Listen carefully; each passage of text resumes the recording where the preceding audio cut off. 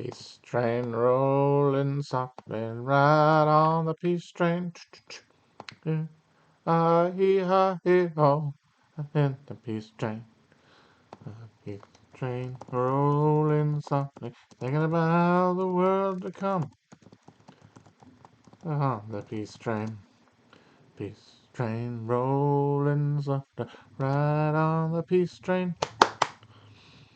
Ah-hee-ha-ho-ho, on the peace train. The peace train rolling softly right on the peace train. Ah-hee-ha-ha, the peace train. Why don't you know? Peace train rocking about the world to come. Peace train, peace train, peace train, peace train, peace train, peace train, peace train, peace train, peace train, peace train, peace train. Forgot the words. Something, something, something, something about the peace train. Oh, peace train, peace train, peace train, peace train, peace train. Peace train. Is that when you strain to pee? That sounds terrible. I'd hate to have to strain to pee.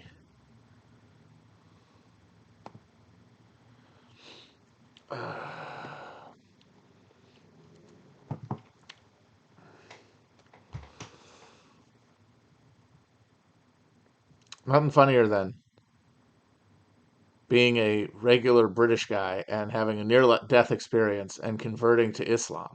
Real left turn stuff. Getting people when they don't expect you. Salute. Hey folks, didn't do a stream last week, so wanted to get one in. Don't have a book or anything. Don't really know. Feel really like I am kind of at the end of the cycle here, you know. Uh, China, who knows? America, who knows? Earth, planet, human beings, who knows? A lot of question marks. I sure as hell don't know what's going on. That's all I know.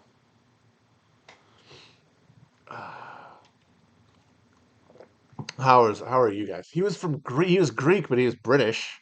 You're gonna act like this is somebody who's got a family from another place that they're not from there. Racists. He's British, isn't he, mate? He's a British guy. Hello. He sounds like that. He's British.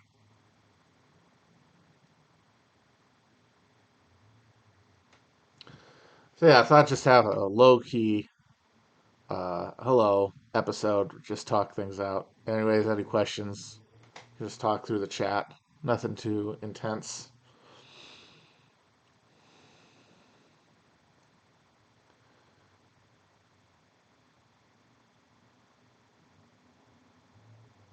The jazz man testifies. Indeed. I don't know. I don't know what's going on. I think that's the long and short of it.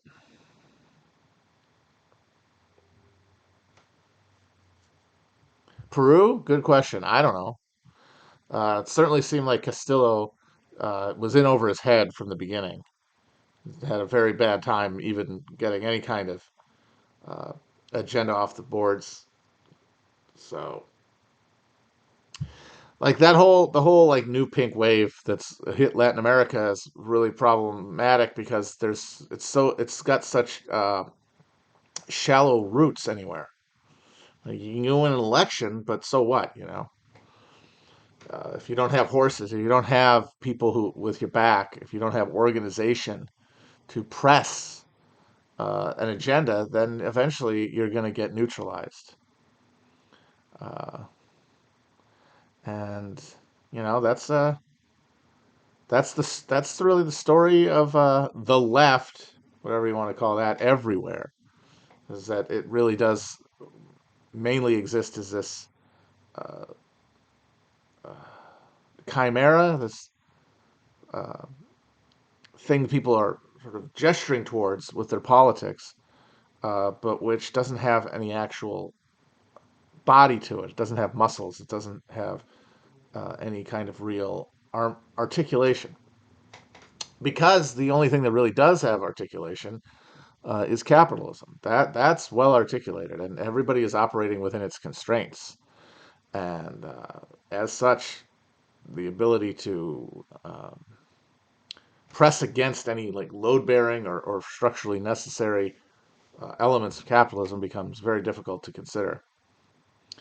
Uh, and that's why I really think that there is hope with a capital H for humanity, but I don't think for what everyone from Marx onward hoped, which was that civilization, which had like created capitalism and then had created the socialist challenge to capitalism, would then be reformed from within. Because even Marx's revolutionary notion is not one of destruction of the liberal order built by capitalism. It is the fulfillment of the liberal like social ideal. And there was a while there where there was a good reason to believe that it was possible. But I think at this late date, we have to accept that the whatever might in the future be called socialism, if it becomes hegemonic, will be in very many fundamental ways unrecognizable socially to anything that we would want or imagine. That doesn't a totally different value system and frame of reference, because it will emerge not from this, not as a continuation of whatever the hell this is, but in its wreckage.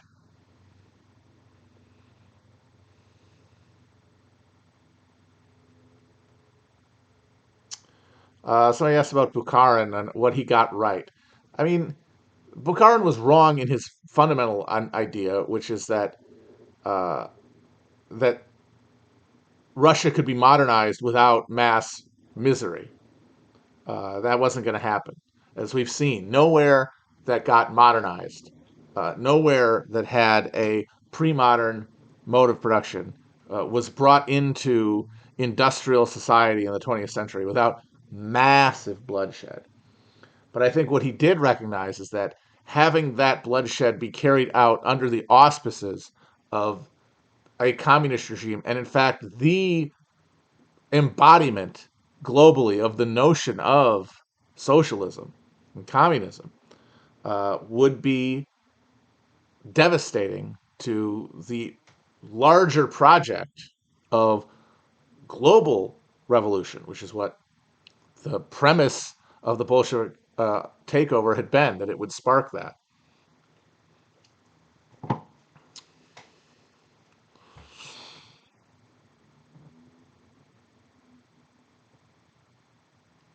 Because it was going to happen in the context of a globalized world system that had certain requirements of any government that sought to compete on those terms and maintain its power, maintain its control, and prevent itself from being overthrown.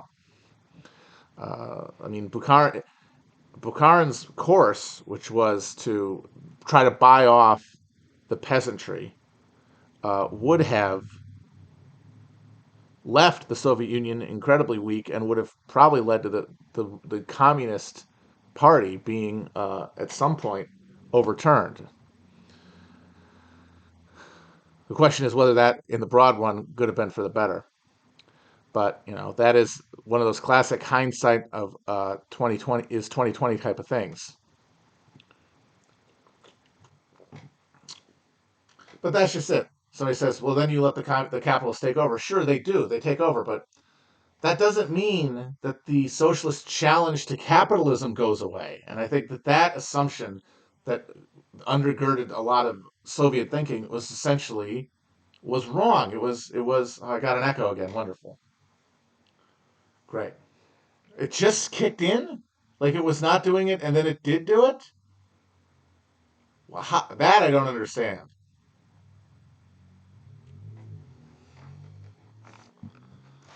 That doesn't. Why would that happen? Does anyone know why that would happen?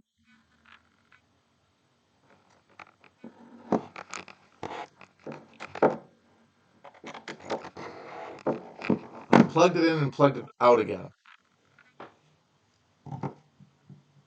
Whatever. I'm probably not going to go long today, especially since I got this fucking echo. I don't know. I might not go again for a while if I can't figure this out because it does bother me to know that it sounds weird.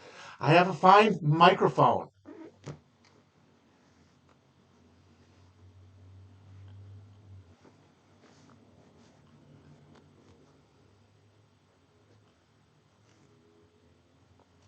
This is an interesting. Someone says, "Do you think Marx is socialism, capitalism, what Luther was to feudalism, Christianity?" Uh, I guess yeah, in a way, because like I said in a previous show, Luther is trying to save what he sees as his good in the feudal order from itself, which is, I think, also what Marx was seeking to do: save what is good from the Western civilizational project, to save it from uh, the exploitation machine that uh, undermined and destroyed all those good things over time. Well, then how do I turn off? How do I turn off the inbuilt mic? But why would it just kick on though? That's what I don't understand.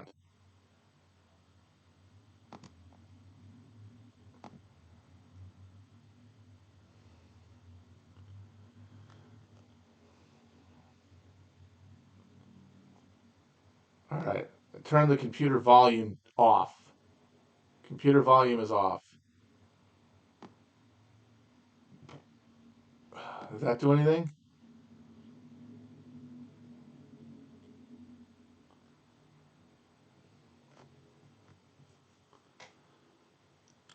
And like the Marxist project is this attempt to save Western civilization from itself, which is what Luther was trying to do with civilization as he understood it, which was the feudal order.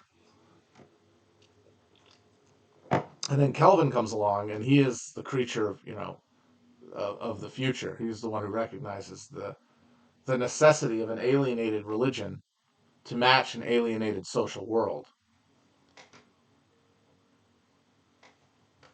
And that does raise the question: well, then who's the Kelvin of socialism? And I guess it's Lenin. Problem is though is that that project failed, as opposed to the broader project of universalizing capitalism.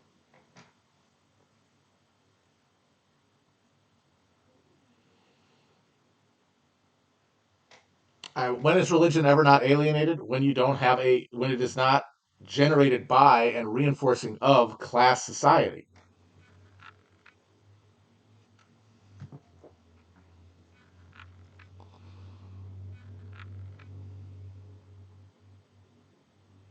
I guess for people who think of Maoism as like the next, like as a different, but it's all those are attempts to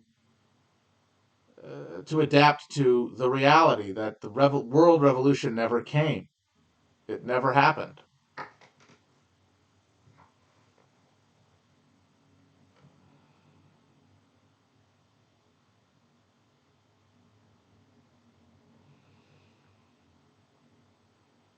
which leaves us with this rotting corpse of capitalism that will end up annihilating everything about itself. No, history isn't over yet.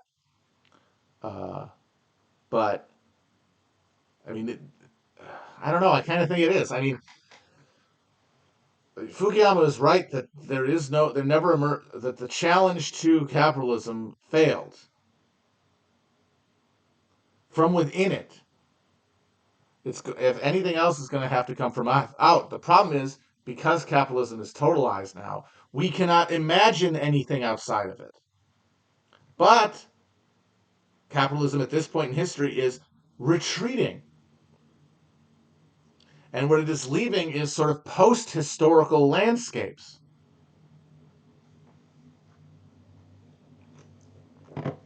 And the life in those post historical landscapes is still going on, and processes are going on, but we cannot examine them through the same lens that we use. We cannot narrativize them the way that we do life within its contours. And so being inside of it, like we are now, becomes incredibly challenging to try to articulate any understanding of a future. But that doesn't mean there won't be one. It means that it's being made beneath our feet and around us.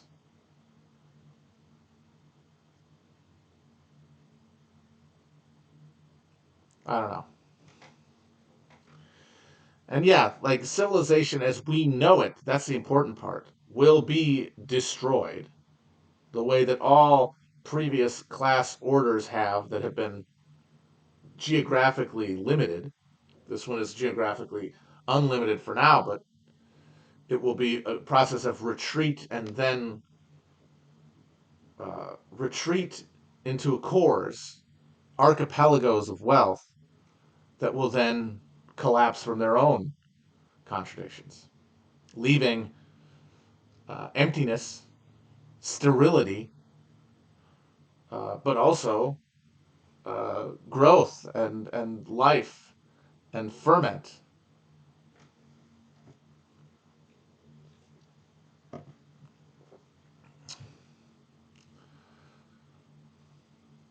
It might still be history, but it's not history. Again, the phrase "as we know it," as we commonly understand it, because that requires a legibility and a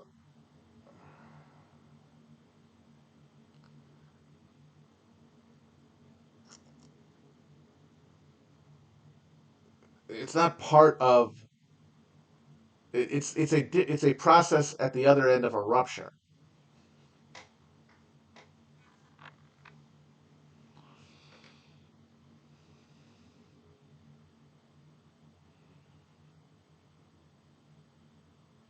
And the thing is, I don't think humanity will not end.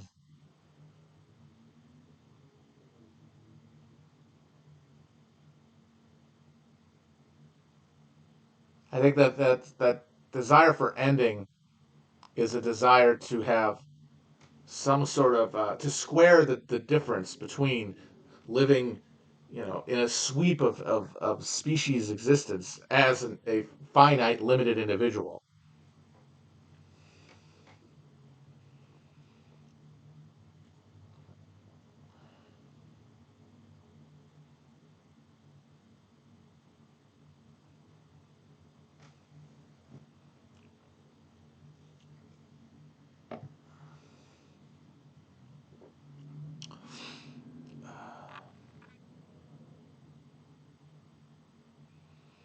I don't know. I mean, I feel very stuck, like literally. I feel very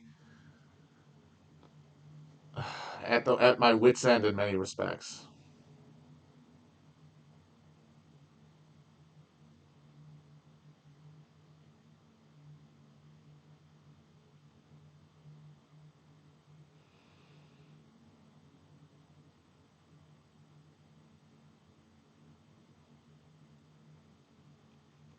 And I'm just asking myself, like, what do I do? And I don't know.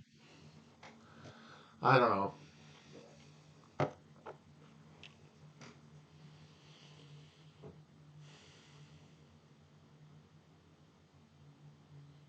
Yeah, well, if that's all we got, but like, what do I do? How do I turn that into a, you know, project? Wish I knew how to do literally anything else, honestly.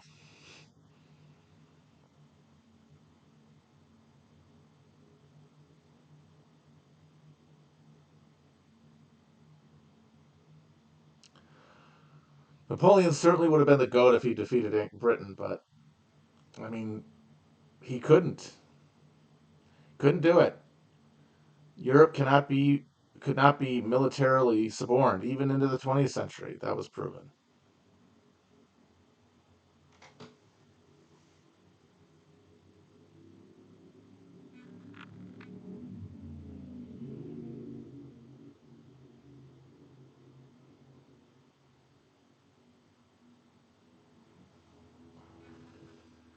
Yeah, you can fantasize about, uh, Anglo-capitalism being sort of harnessed to uh,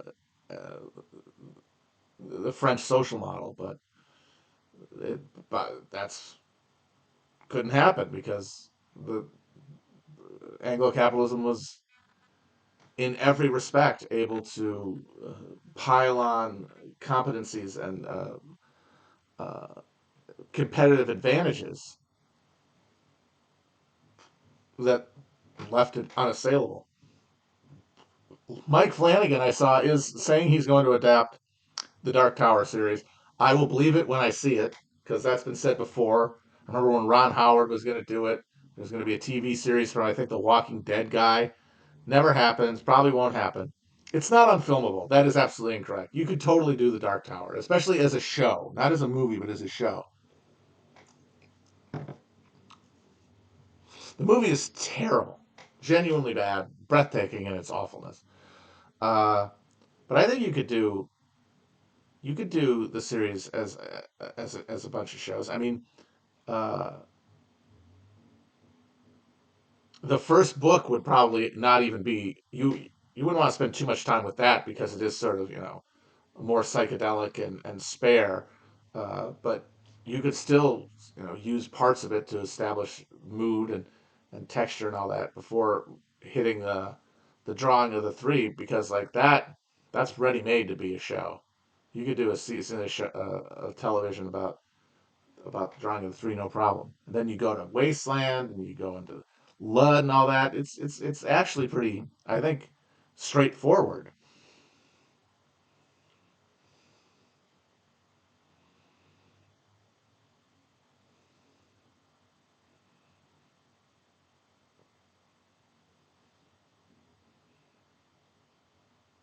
But yeah, I'll believe it when I see it. I'm not a huge Flanagan head. I don't really get the hype. I don't get why people like him. I haven't watched his shows though. I watched like one episode of that Hoss on Haunted Hill thing, and it was very boring. So again, believe it when I see it.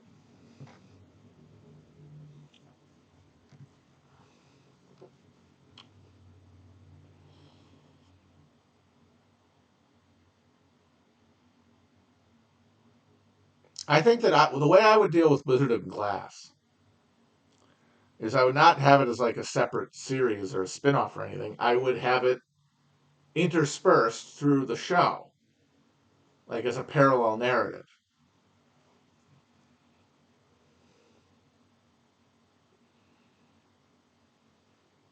I also think that uh, would work given like the themes of time and uh, the way that like time and space are like conceptual categories that you can kind of move through.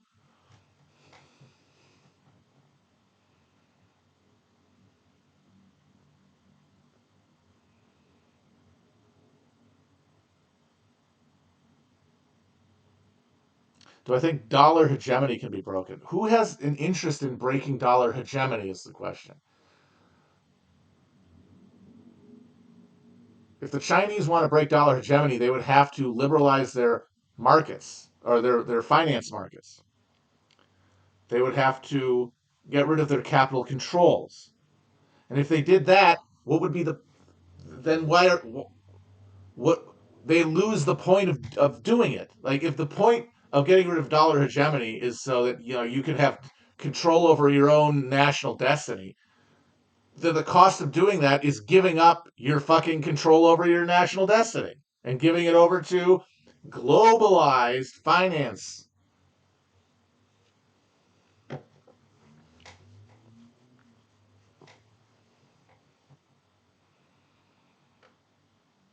And they cannot consume the way Americans can, which means that they cannot replace us as consumers of last resort. I mean,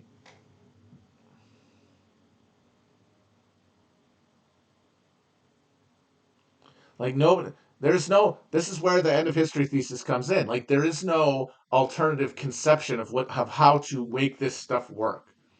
Because what it is at the end of the day is a supply chain. It is a movement of goods from one place to another. It is a movement of resources from one place to another, and energy inputs from one place to another. That's it. How governments specifically carry out their domestic politics is secondary to that. And that was the big thing that that's the part of the end of history thesis that is wrong, because there was the assumption that you have to have certain liberal democratic structures in order to have a liberalized economy, and we know now that's not true. That was just a thing you tell yourself to while you're busting open these people's economies and destroying their standards of living in Eastern Europe as well. This will facilitate this awesome new liberal. Oh, nope, there it is, gone. So it says capitalist hegemony doesn't mean the end of history any more than monarchist hegemony meant the end of history.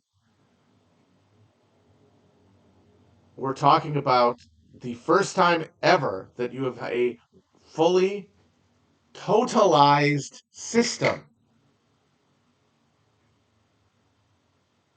That's the difference. You can't compare it to any other time.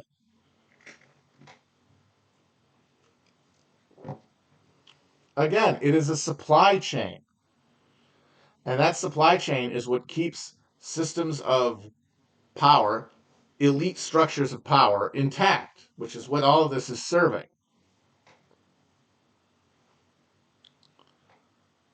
And there's nobody in any system at any level of power has an interest in undermining their own power. If they did, it would only be as an individual, and then they would be neutralized and replaced. The seats pick the people sitting in them, rather than vice versa. Now, the thing that might make this whole thing break down faster than it would due to ecological conditions is if our elites basically go insane from their inability to square their powerlessness. The echo went away. Jesus Christ! That's not how. This is not supposed to work. Technology is not supposed to work this way. It's not supposed to fix itself. Is this AI? Is that how AI works?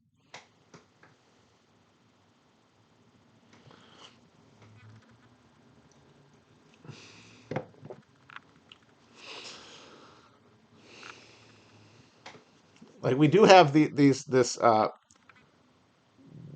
elites embedded within global capitalism who are going crazy, who are insane due to their awareness of their relative lack of actual agency.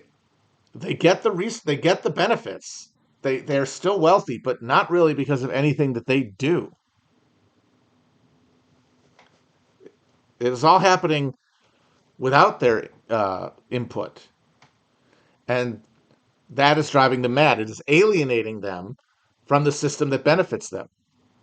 They are alienated from it just as much as people at the bottom are. Now, that's true of the finance people too. The people in unmoored capital, they might not have the same cultural abhorrence at what's being built by capitalism, but they do have a sense of guilt associated with it that they try to expiate. And so alienation is increasing at every level, not just at the bottom. And in that middle strata of wealth and power is where you have the greatest concentration of alienation matched to the greatest theoretical ability to fuck things up, to put a wrench in, or put not a wrench in the gears, yeah, a wrench in the gears, whatever, stick in the spokes. If enough of them act at the same time along the same uh, axis of resistance, they could bring it down. And I think that's the thesis behind the accelerationist embrace of like the reactionary current of capital, is that they will bring it down. Maybe, but the thing is, uh, I really don't think that they can do that in a productive way. All they can do is what the Nazis did, which is tear off some portion of the global system and send it to war, send it to annihilatory war with the rest.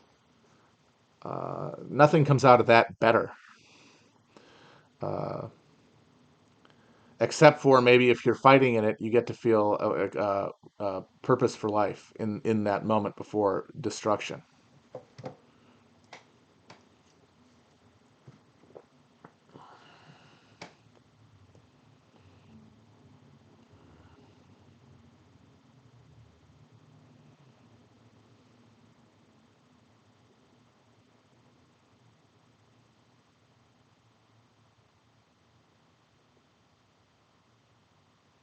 People keep talking about the multipolar world, and I still don't know what the hell that means. If it's all one supply chain, if it's all one global extraction system, where the type of political economies made by the building of capitalism are essentially unchangeable. I guess the thought is in a multipolar world, people would discrete states would be able to challenge their ranking, their placement within the hierarchy.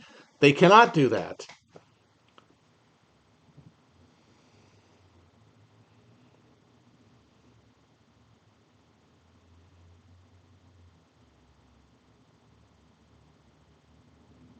U.S. depends on China, not the other way around.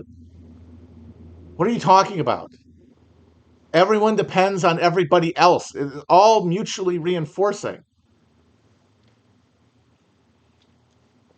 Where the hell does China send their shit they make? Who buys it?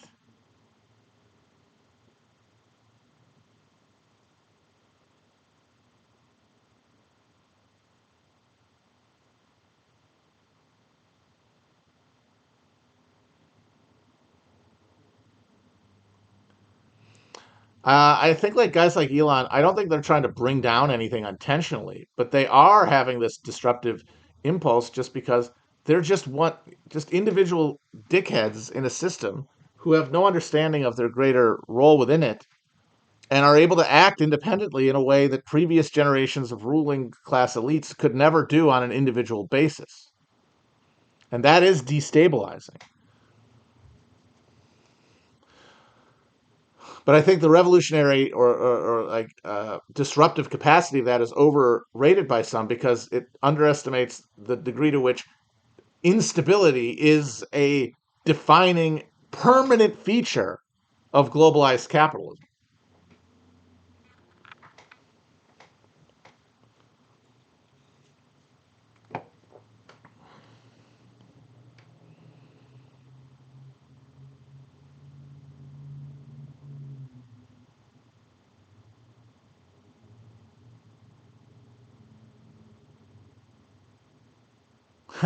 Thoughts on thorium nuclear power and its potential of offering? I have no idea what that is.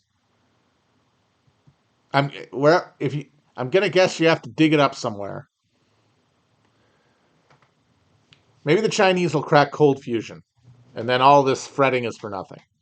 I mean, all the fretting's for nothing anyway, because this is only one world among very many, and I think we really do eternally exist moving through them.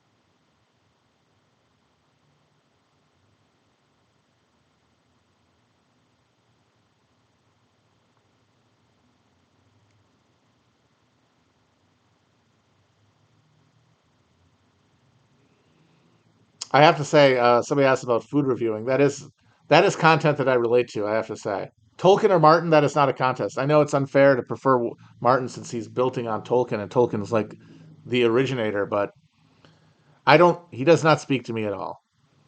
I mean, my dark, as I said, my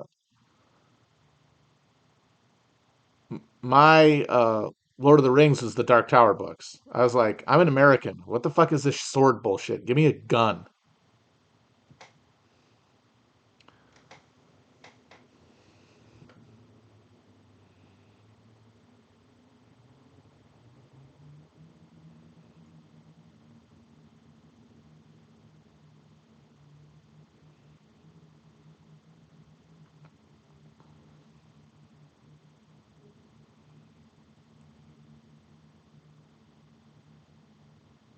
It's very interesting. The people shooting up the substations is certainly an escalation.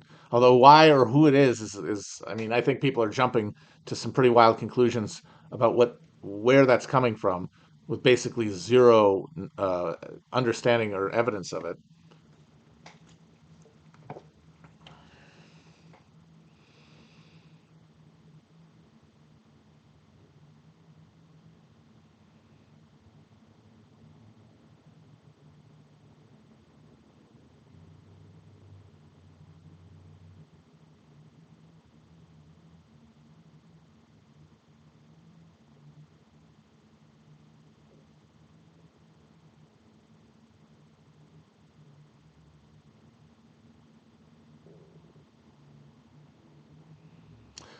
People ask about the Battle of Tours and what if Martel had lost. Uh, you know, you look at the Muslims in Andalusia, and then you look at the Ottomans in the Balkans. There does seem to be just a territorial limit uh, to how much you can really take over Europe. Uh, it is a very odd geographic duck. It's this rump of Eurasia that is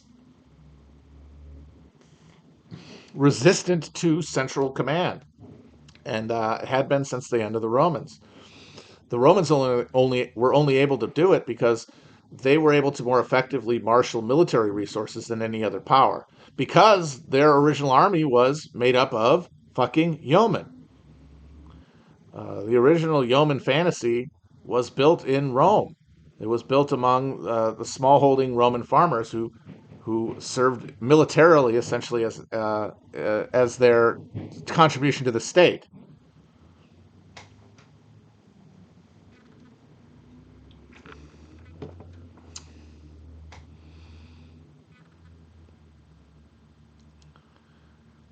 And then eventually, other states caught up, other political formations caught up, and you know, uh, the latifundias are created, and there's the mass uh, uh, proletariat or the mass uh, loss of smallholding farming, replaced by giant slave plantations. People move into the to Rome to live on the dole, to eat the bread and watch the circuses, and that's an inevitable outcome of that kind of uh, colonial domination, and that's the end of that. And then once that's over, nothing can replace it. But that dream has persisted, and the actual empire never ended, and now it's everywhere. Now the Roman Empire is controls the whole world. In that the Roman conception of the self, the Roman conception of freedom, Roman values are our values, and they are incompatible with finite resources. Because they refuse to recognize humanity as such.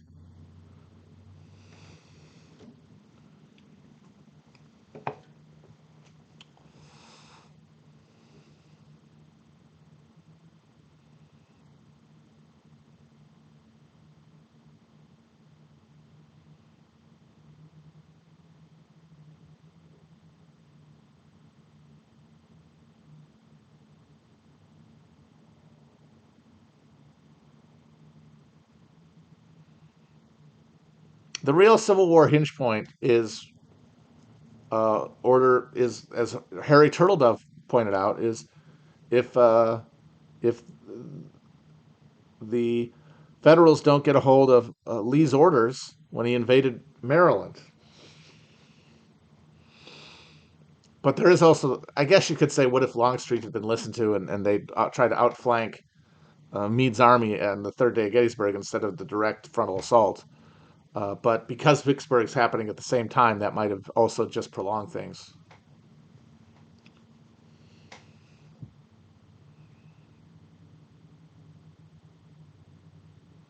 You can kind of think though that like the longer the Civil War, if the U.S. Civil War had lasted a little longer, it would have been better.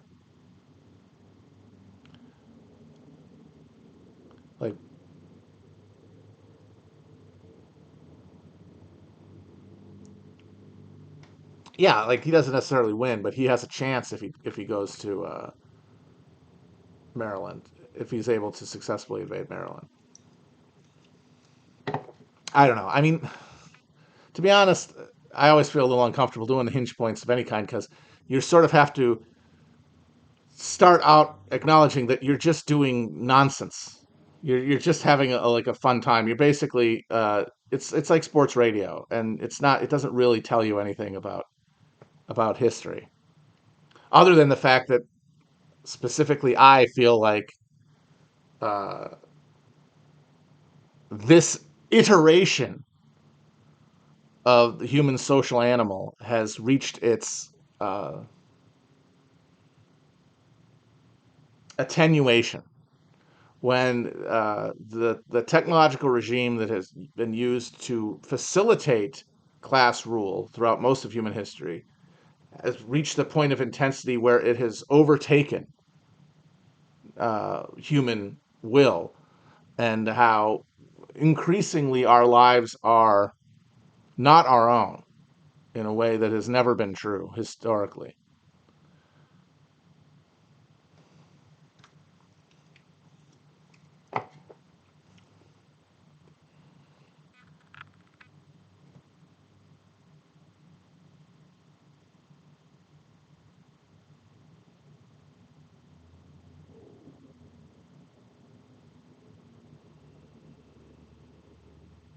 But I will say it's fun.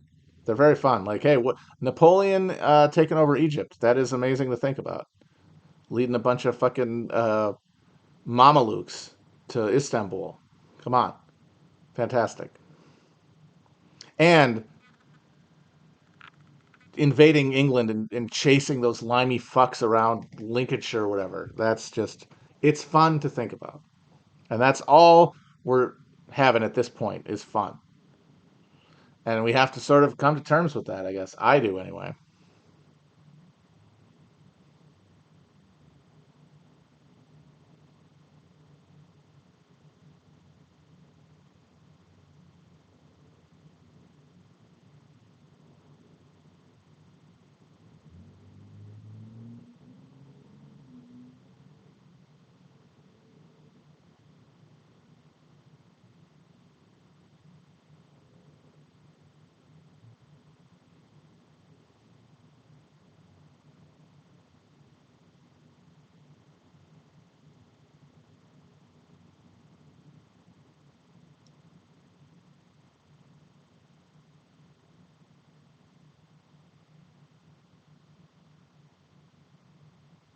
I am going to read Years of Rice and Salt at some point. I almost bought a copy at a Goodwill one time, and I idiotically didn't, but I will read it.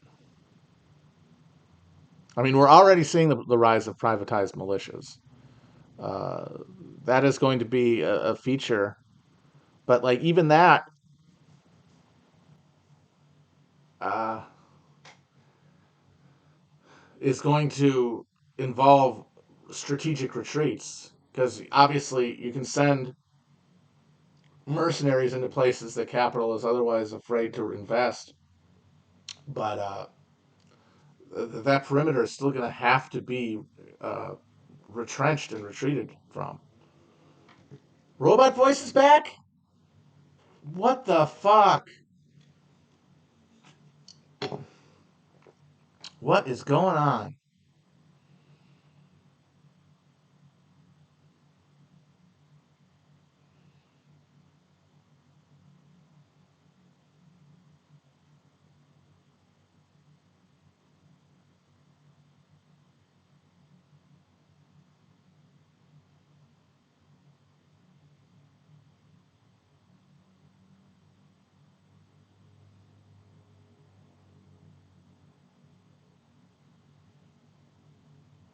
Check audio input mixer? Oh man. Oh boy. That sounds scary.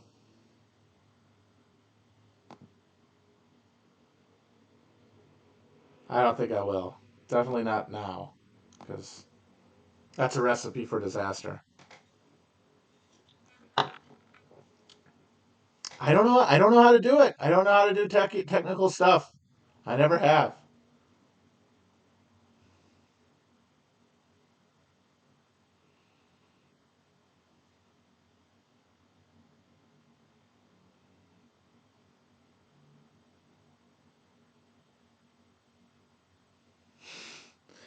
Ketchup? Catsup. Ketchup? Catsup.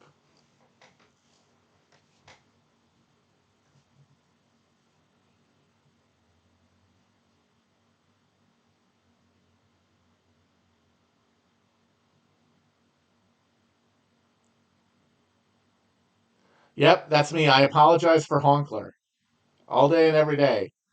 That is my main daily chore is to apologize for Honkler. I call people up at random and say, look, he didn't mean it, okay? He's just trying to have a good time. He's trying to honk.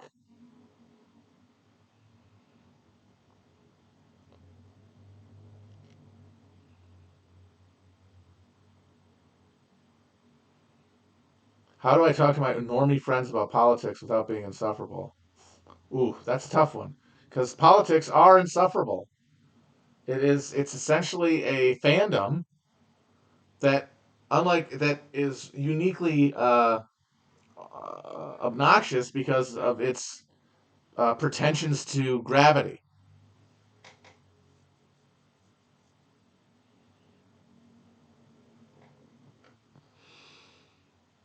I would say one way is wait until somebody else brings something up. Don't try to wedge it in. Don't wait for a gap in conversation and drop in politics.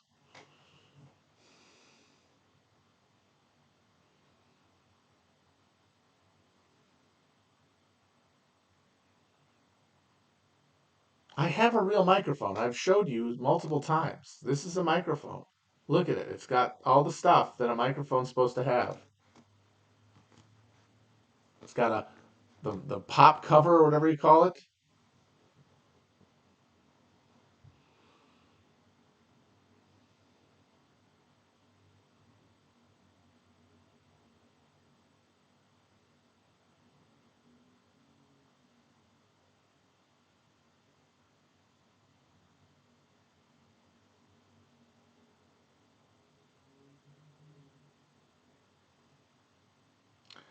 Wait a minute. So it's not the microphone? The mic's not on? It's plugged in.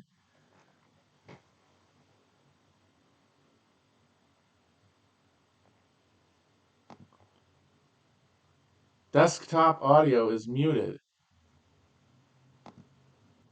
What about that? How's that? Does that sound better? Is that better? Oh my God. Wow. It's going crazy. All right, I clicked on a thing. Yeah, that's right. I'm a genius. I think I'm doing this on. I think this entire microphone setup is fucking made up. I think it's all just coming off the stupid laptop.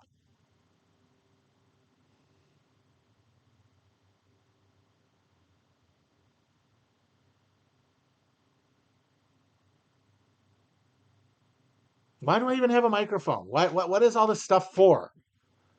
I got one of these input dealies. It doesn't mean shit. Can't even. It doesn't even. It's not even on. Good lord.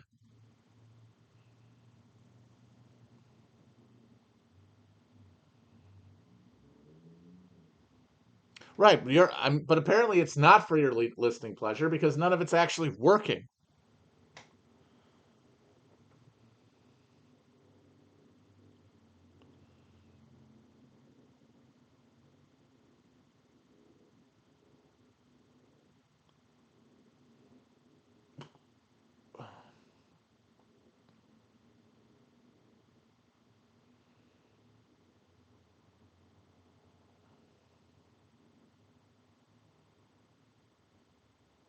Who was the 30 years guy who was obsessed with some queen?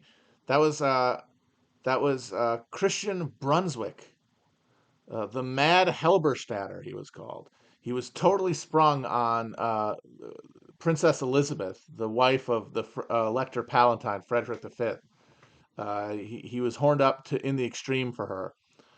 It was actually kind of embarrassing for everyone involved, and he held on after uh, the the Heidelbergians were driven out of Prague, and he was spent years fighting almost by himself in their cause. because of how horned up he was. It's pretty funny.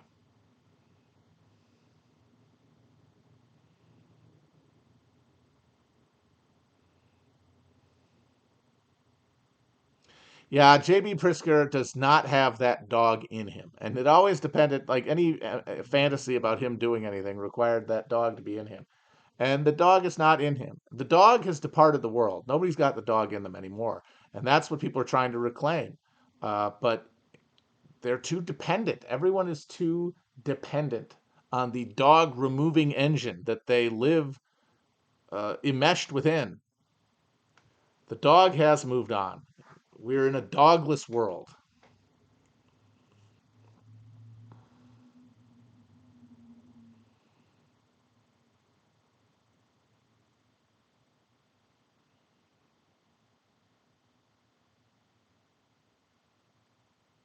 Yeah, the only guy I can think of who's had that dog in him is the dude who shot Shinzo Abe. And that's going to be it. Like the people who are going to have the dog still in them are those who are willing to take the consequences of confrontation with authority. That's how I know I got no dog.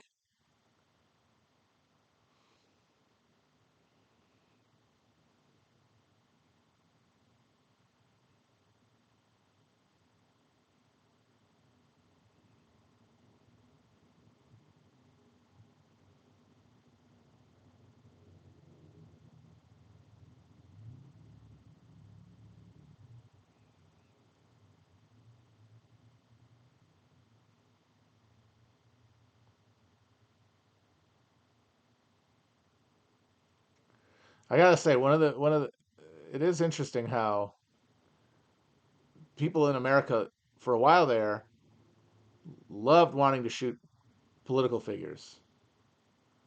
And then they just stopped wanting to shoot political figures. They didn't want to stop shooting people. They just didn't want to shoot political figures anymore. Weird. Weird how that happened and when.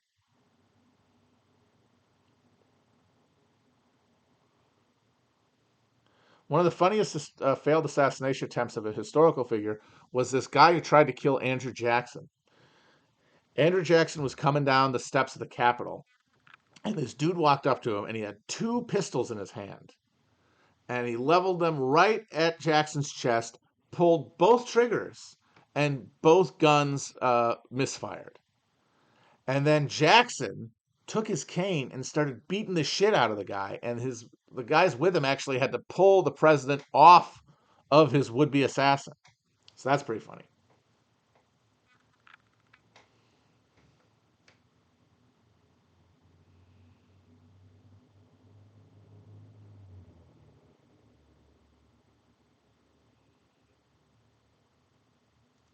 Apparently, I mean, I'm interested in the new JFK files. The Jefferson Morley claims that they're going to show that that whole deal where he got busted pamphleting for the Fair Play for Cuba committee and then went on local television to talk about it was a CIA op. That he was doing that as an agency uh, asset. Which I gotta say, credit to Oliver Stone. I remember seeing in JFK when they're talking about that, and Laurie Metcalf says like people said that it looked staged. Looks like that was yeah, in New Orleans. Looks like that was in fact staged. I mean, we'll see if it's true.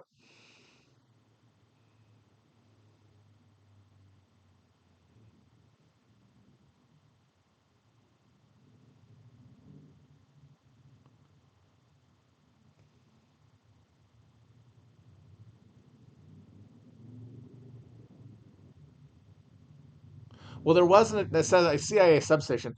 The address on the pamphlets was to Guy Bannister's office, and Guy Bannister, former FBI agent, had a lot of connections. He's a guy who, if you look at the people he surrounded with himself with, was deep in like the Castro, the anti-Castro resistance. People who were all, a lot of them on agency payrolls. They knocked down the office that building, the guy Bannister had his office in. Uh, like the next, like a year later, like it was already gone by Kennedy's assassination, and it's now a federal building named after Hale Boggs, who was a congressman from Louisiana who was on the Warren Commission and who died in a small plane accident.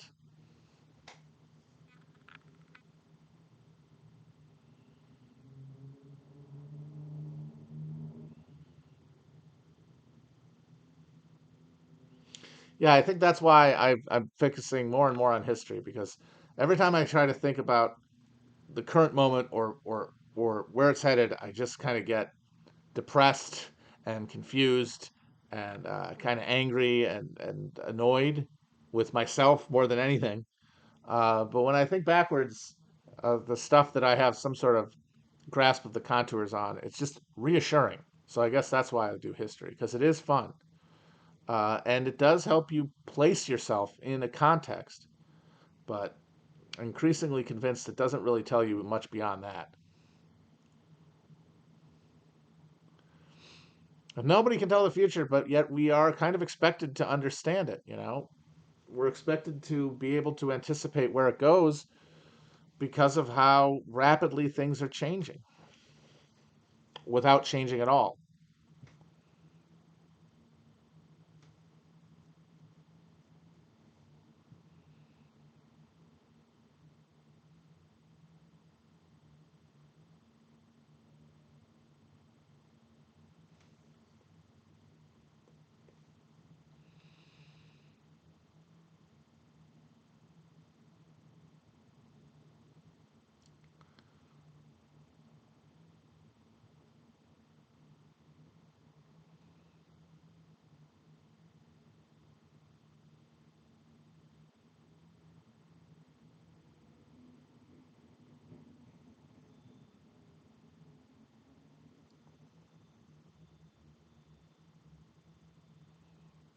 I think Gangs of New York has got a lot of problems as a movie, whereas There Will Be Blood is pretty much like a perfect instrument.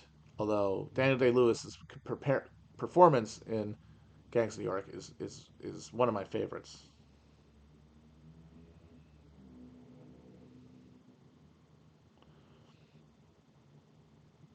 Yeah, they stopped throwing eggs at people. Not even forget shooting people. People don't even get eggs thrown at them anymore. Somebody threw an egg at the king. That was cool.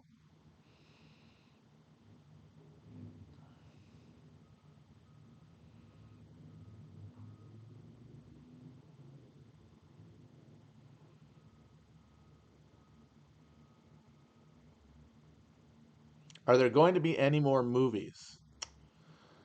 I think movies are on the way out. That's one thing I think I feel pretty confident about. The economy, the economics of film just don't work anymore, and that's to be expected. Like these things are all contingent on like art forms and stuff are all contingent on specific constellations of economics and technology, and the filmmaking experience and film uh, exhibition business was premised on one specific constellation of technological and economic factors that are now changing fundamentally. I think the theatrical experience will maybe last for a while as the place to go to see massive tent poles along intellectual property, but even that is going to, in the medium term, not even long term, uh, fade away. And then content will just be at your fingertips on the smallest possible screens or the largest one you can fit in your house. But that's it.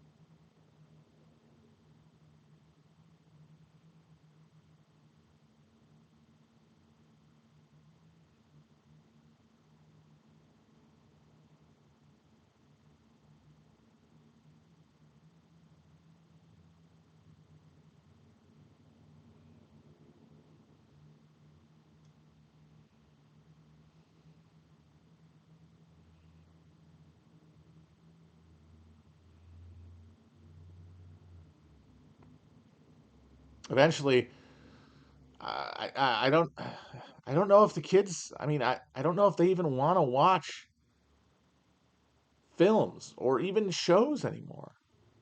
I think we just kind of want to watch each other now that we can. That's the thing. It's nobody's making an aesthetic choice. It's that we are have access to certain technological forms that then train us to want them.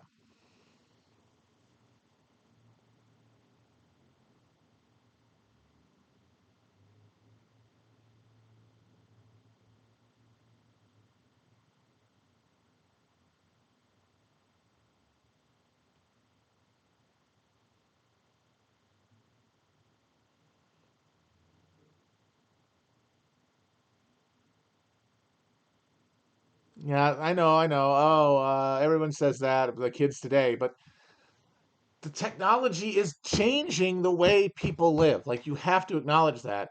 And you have to acknowledge that there has been a technological revolution in the last 20 years that has reordered our relationships to each other. That is true, whether or not it is also something that an old person says about things that are alienating to them. Television did the same thing.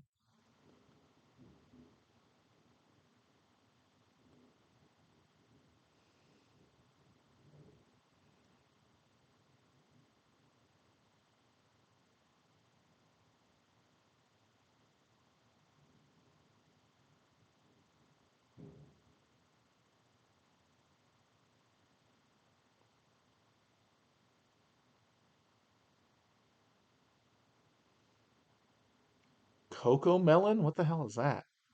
That sounds insidious.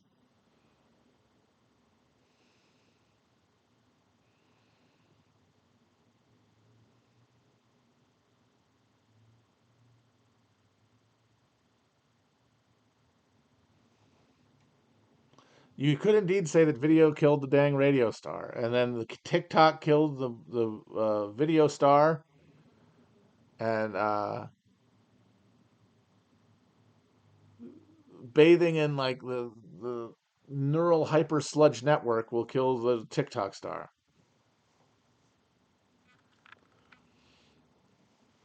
But what you're seeing in that trajectory is a steady inward drive.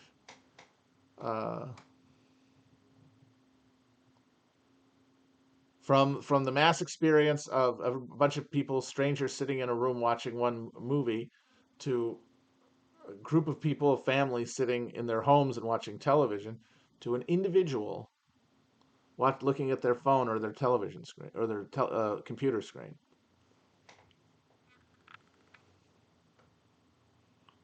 That is that you can trace that, and that's an objective trajectory.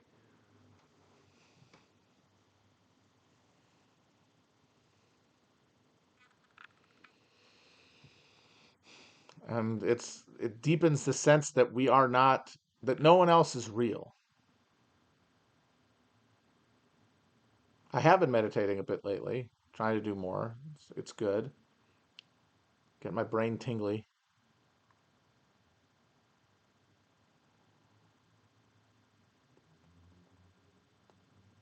But yeah, people are trying to recreate sociology by themselves, and that's a tall order. And that means what they're going to end up doing is filling in the blanks, filling in the gaps with stuff that they think is them, they think comes from them, but as always is being supplied to them.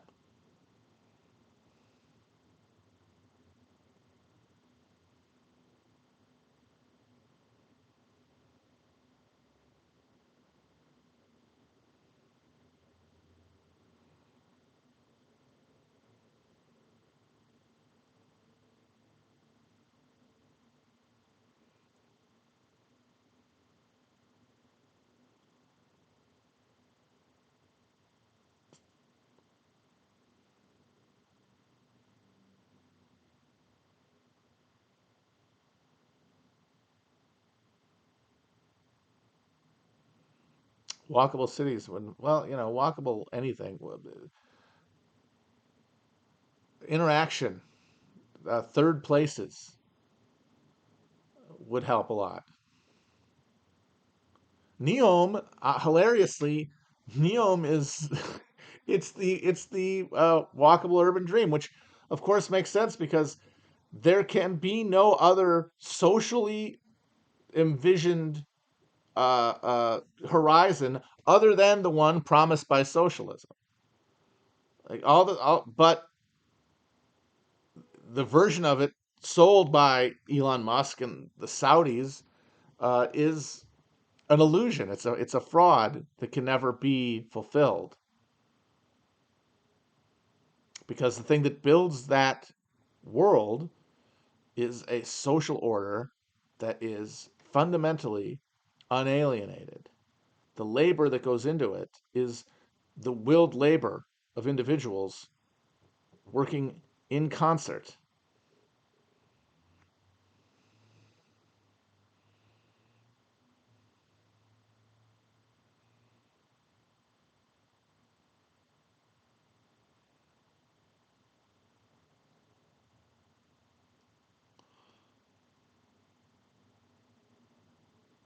Like if you have a place like Neom, and even if they could build it, the fact that uh, it would require slaves would destroy it. And even if they think they can get to the level of automation, that means the slaves don't have to be in there with them, and that everybody in there is a equal. They're still the same people who made that world, who made the desert outside, who made everything else barren. And they'll go wild, they'll go crazy. If anyone's seen Zardoz, very good on this subject.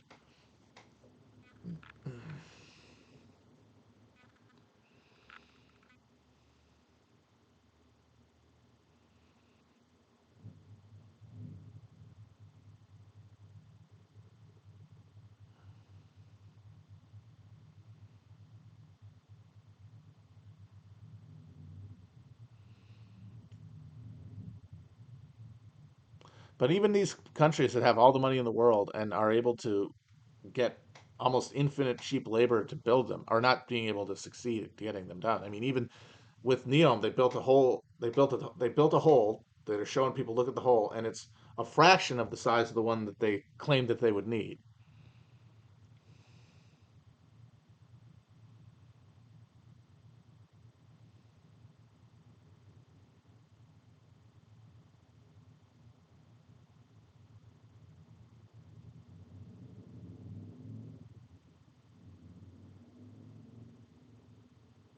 Yes, uh, James Cameron, of course, could build Neom. He basically did build Neom in New Zealand.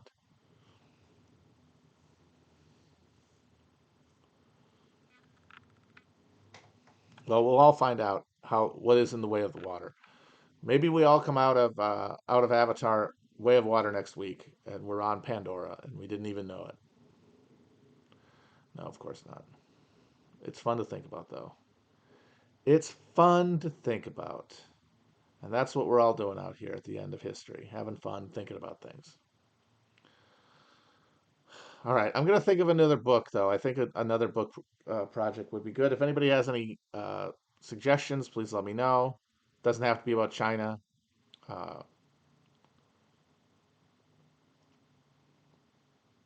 any specific tangents, varieties we can talk about. Happy to. But yeah, in the lookout. And maybe I'll have one for next week to put out there. Bye.